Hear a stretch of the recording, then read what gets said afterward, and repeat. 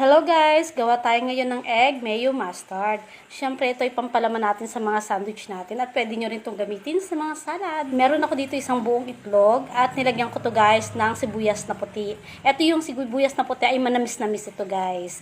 So, nilagyan ko rin ito ng 1 teaspoon ng salt at nilagyan ko rin siya ng puting paminta, 2 teaspoon ng white sugar, 2 tablespoon ng mayonnaise at 1 teaspoon ng prepared mustard.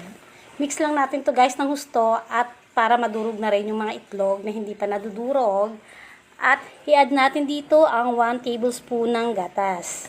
At dahil nilagyan natin to guys ng gatas, magiging creamy ito, so mababawasan yung asim niya. So optional, pwede kayo mag-add dito ng konting splash ng kalamansi or ng lemon. At syempre bago ito matapos guys, syempre kailangan tikman natin to guys. Para malaman natin kung meron pa ba tayong dadagdag sa ingredients o okay na sa panlasa natin.